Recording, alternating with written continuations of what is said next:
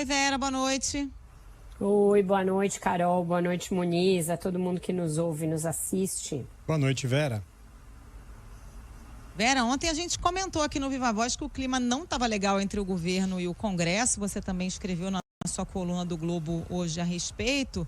E agora o presidente da Câmara já volta a Brasília convocando reunião de líderes para antes da abertura dos trabalhos, justamente para medir o clima aí em relação ao corte das emendas, né? Exatamente, Carol. A gente já sabia que a coisa não vinha bem. Ontem eu já tinha conversado com pessoas próximas ao presidente da Câmara, enfim, com a cúpula da casa. E tinha uma revolta grande, não só com o corte das emendas, de cerca de 5 bilhões, um pouco mais, 5,6 bilhões, que foram cortados nas emendas de comissão, como na explicação do governo para esse corte, dizendo que isso tinha sido de alguma maneira avalizado pelo Lira. E ele nega que tenha concordado com o corte de qualquer maneira, porque ele recebeu uma ligação do ministro Rui Costa comunicando que haveria o corte, dizendo que isso se devia ao fato de que o valor final das emendas de comissão excedeu aquilo que tinha sido combinado com o governo, nesses 5,6 bilhões, e que o Lira teria dito a ele apenas que vetar é uma prerrogativa do presidente da República e analisar os vetos é uma prerrogativa do Congresso, portanto deixando todas as opções em aberto e não se comprometendo em respaldar esse corte. E aí, depois disso, o governo ventilou a ideia de que teria havido um acordo para chegar a esse corte das emendas. O fato é que isso pode parecer um detalhe, mas a gente sabe o quanto o Congresso vem operando à base de emendas, pelo menos nessas duas últimas legislaturas. Houve ali o advento do orçamento secreto no governo Bolsonaro, e isso mudou um pouco a maneira pela qual os deputados e senadores exercem os seus mandatos, e eles passaram a ser mais dependentes do aporte que eles fazem nas suas bases por meio dessas emendas do que já eram no passado. E isso também passou a ser um instrumento de grande poder político para aqueles mandatários da Câmara e do Senado que almejam ir à presidência e ter grandes cargos na mesa. Então, as emendas viraram um mecanismo do qual parlamentares têm muita dificuldade de desmamar. E aí, por isso é que vira esse alvoroço e vira essa questão tão central. Para o Lira, é muito importante. A gente sabe, está no último ano de mandato dele à frente da Câmara.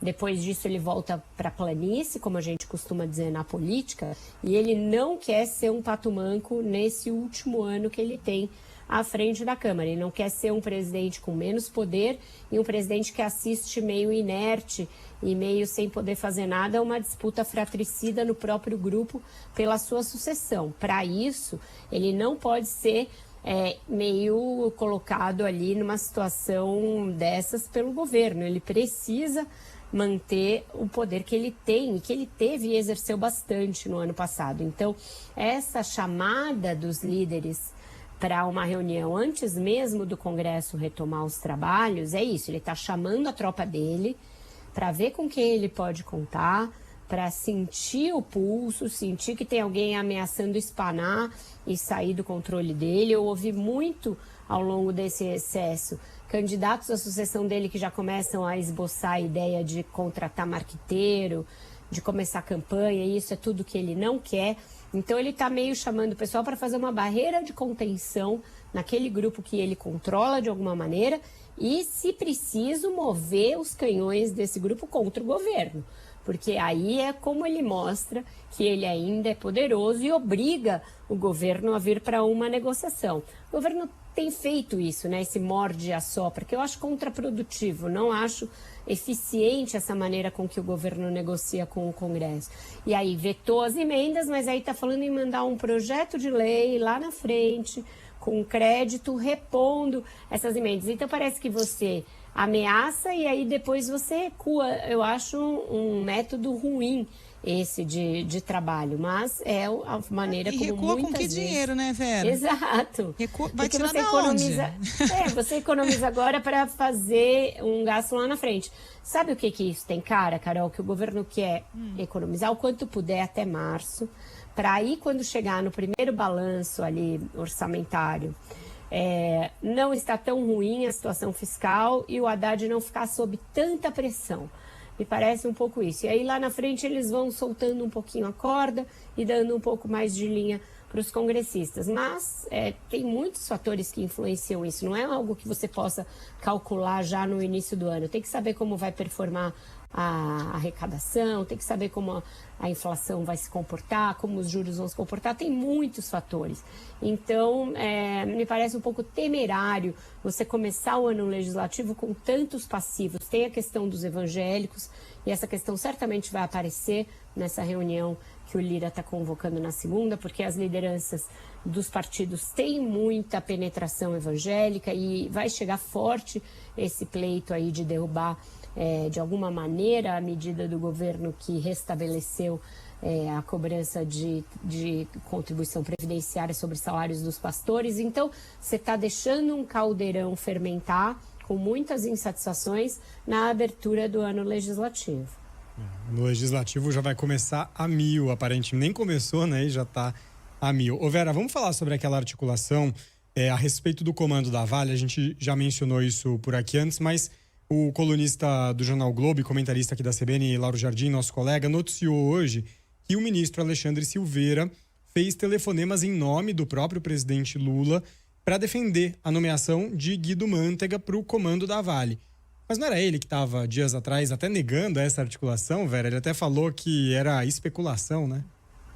Pois é, a imprensa é sempre a culpada, né? Tá especulando, tá mentindo, tá aumentando, e aí olha que grande surpresa, né, quando os fatos se comprovam. E aí o ministro não fez nem questão de ser discreto, deixou muitas digitais, porque ele pessoalmente, o ministro de Estado, ligando para pessoas que têm assento no conselho de uma companhia que é privatizada há 26 anos, quase 3 décadas que essa empresa não é mais uma estatal, e falando que o presidente faz questão de ter uma pessoa específica, um ex-ministro da Fazenda, um partidário político dele, no comando da principal mineradora do país, uma das principais mineradoras do mundo, uma área na qual ele nunca atuou. Na verdade, o Guido Mantega não tem nenhum currículo de executivo em empresas privadas para já chegar sentando nesta janelinha.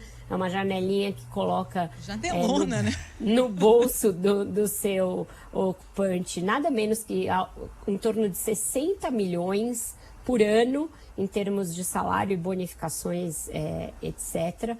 Então é algo que está causando muito desgaste ali para o governo junto ao empresariado. Mas é um desgaste que está na casa ali do mal-estar, um mal-estar meio velado. Por quê? A forma como essa pressão está sendo feita também não é uma forma nada republicana.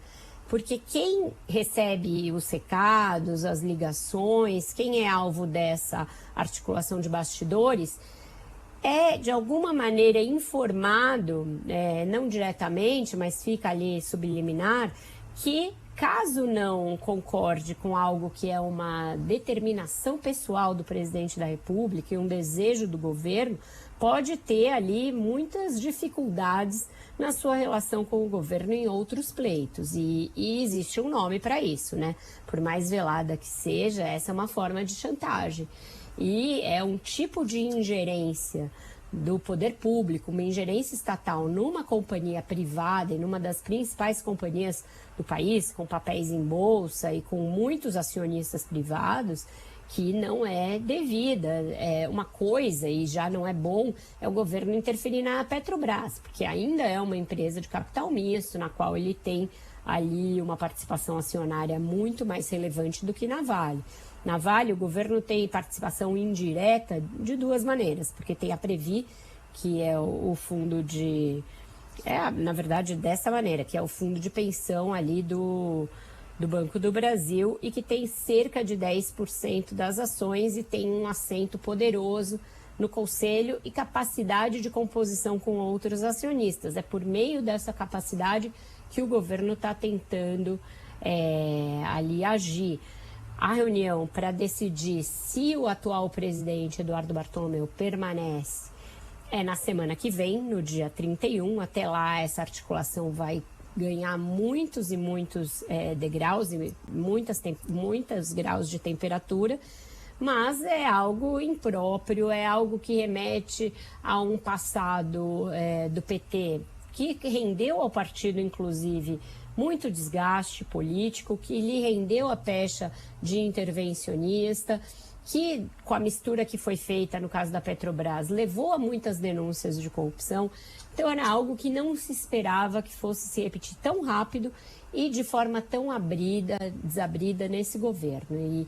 E isso se soma a ações do governo nos últimos dias, que todas elas têm um certo cheiro passadista, um certo cheiro de naftalina, que causou aí preocupação. A questão da retomada das obras de Abreu e Lima, essa ideia do BNDES como um grande indutor de benefícios e de financiamentos que muitas vezes não tem amparo mercadológico e que depois podem levar, no caso dos subsídios a juros menores, a um aumento de juros lá na frente. Então, práticas que já foram adotadas no passado, que não renderam bons resultados e que vêm se repetindo a despeito desses resultados ruins. Então, de alguma maneira, com esse tipo de iniciativa, o presidente mina fortemente, em grande medida, os esforços do ministro Fernando Haddad para ser mais palatável ao setor produtivo, ao mercado, para se mostrar ali fiscalmente responsável, para buscar investimentos de outra maneira, para mostrar que o governo não é um governo do PT, mas é um governo que respeita alguns marcos de governança. Então, as duas ações, a da Fazenda e essa ação que é a política do Lula e que se mistura com o PT, se mistura com a Casa Civil, elas não conversam, elas não dialogam e elas têm uma contradição grande entre elas. E quando você olha as duas realidades, o investidor, o mercado financeiro, o setor produtivo, eles ficam em dúvida de qual é a linha que vale, para que lado esse governo vai.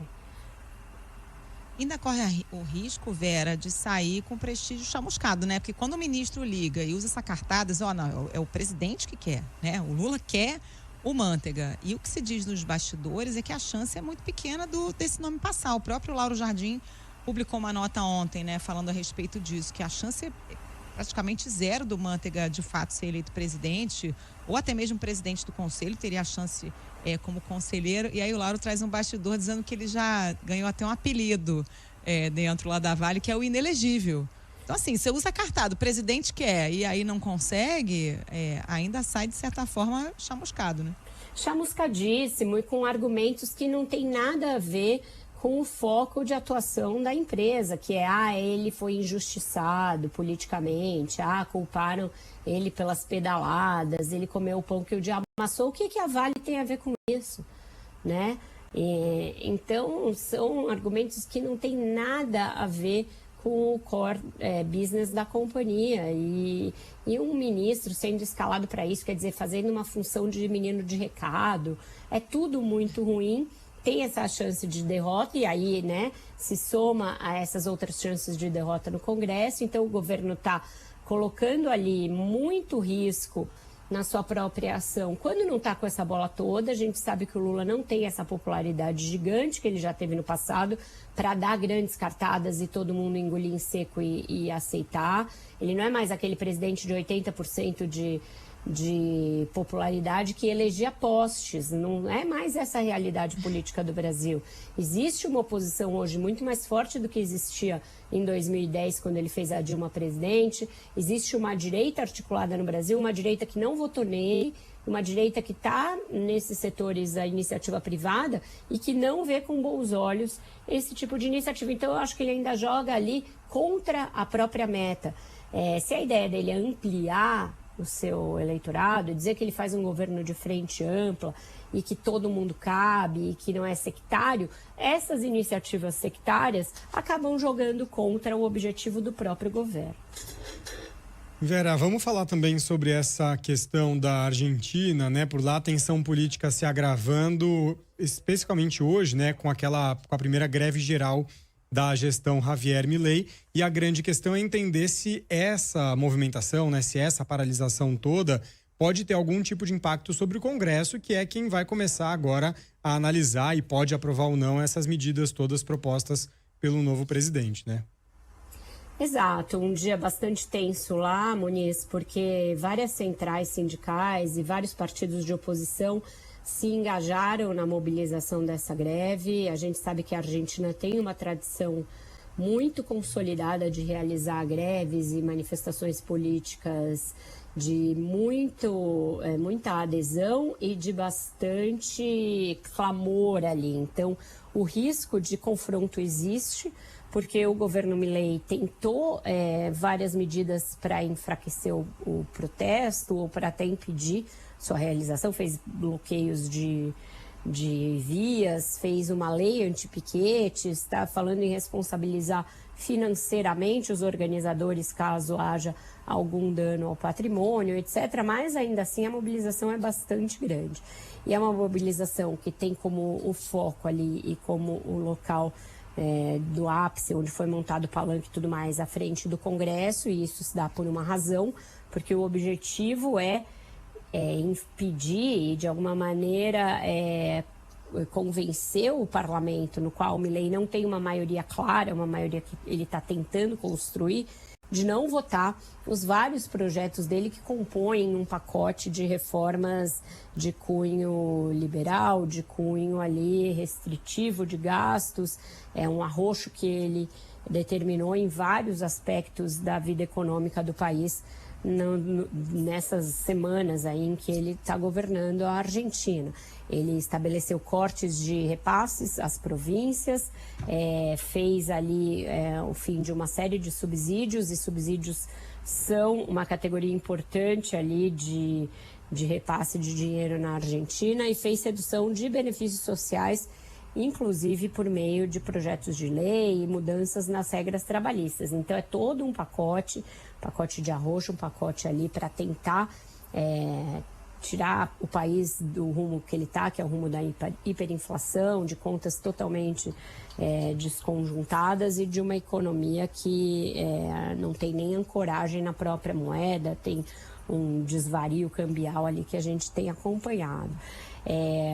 Isso tudo era previsível, né? Quando você elege um presidente de extrema direita num momento de extrema crise, você sabe que pelo menos quase metade da população vai sair muito descontente, vai sair muito revoltada. Então é um tipo de governo que, para dar certo, é muito difícil, porque não tem uma maioria política no parlamento, não necessariamente tem uma maioria nas ruas, porque quem votou nele é uma parcela da população que é até mais desmobilizada do que quem está na oposição, que são as grandes centrais sindicais e os grandes partidos mais tradicionais ali da Argentina.